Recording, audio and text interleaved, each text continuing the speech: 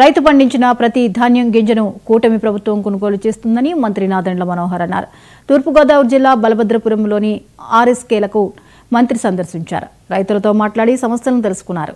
పోలమూరులో ఎమ్మెల్యేలతో కలిసి రైతుల ఇళ్లకు వెళ్లి ముఖ్యమంత్రి సందేశ పత్రాలను అందజేశారు. గత ఏడాది కన్నా ₹72 అధిక ధరను అందిస్తూ ధాన్యం కొనుగోలు చేస్తున్నామని మంత్రి నాదెండ్ల రైతులకు తెలిపారు.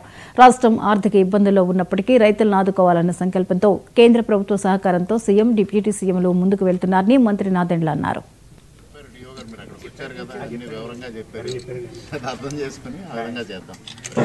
గౌరవ శాసనసభ్యులు రామకృష్ణారెడ్డి గారితో అనేక కార్యక్రమాలు రైతన్న కోసం, రైతు సోదరుడి కోసం మా కూటమి ప్రభుత్వం తీసుకున్న అనేక సంస్కరణలు వాళ్ళకి వివరించుకుంటూ ఒక అవగాహన కలిగే విధంగా జిల్లా యంత్రాంగం కూడా ఒక కొత్త స్ఫూర్తితోటి పనిచేస్తుంది. చాలా స్పష్టంగా మనకు కనబడుతుంది. అంటే గతంలో ఎవరు కూడా ఊహించలేదు ఈ విధంగా మేము చేయగలుగుతాం.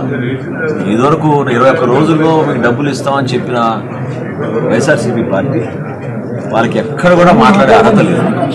మా కూటమి ప్రభుత్వం వచ్చినాక 48 గంటల్లోనే గత ఖరీఫ్లో మేము దాదాపు 12,000 కోట్ల రూపాయలు రైతుల ఖాతాలో జమ చేసాం.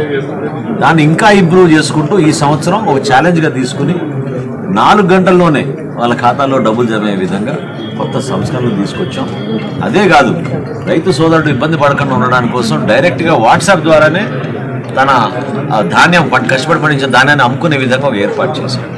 రైస్ మిల్లర్ల దగ్గర కూడా సమాచారం మొత్తం తెప్పించుకుని ఆన్లోడ్ చేసి నో యువర్ మిల్ అని, నో యువర్ ఆర్ఎస్కే అని ఇటువంటి కొత్త ఆలోచనతోటి యాప్ కూడా డిజైన్ చేసి జిల్లా యంత్రాంగం ఎప్పటికప్పుడు ఎక్కడ కూడా గోనె సంచుల్లో తేడా రాకూడదు, నాణ్యతగా ఉండాలి, రైతు ఇబ్బంది పడకూడదు. అదేవిధంగా మిల్లర్లు కూడా ఎవరు ఇబ్బంది పెట్టకుండా ఉండే విధంగా తేమ శాతాన్ని ఒకే విధంగా ఉండాలని ఒక ప్రయత్నం చేశాం.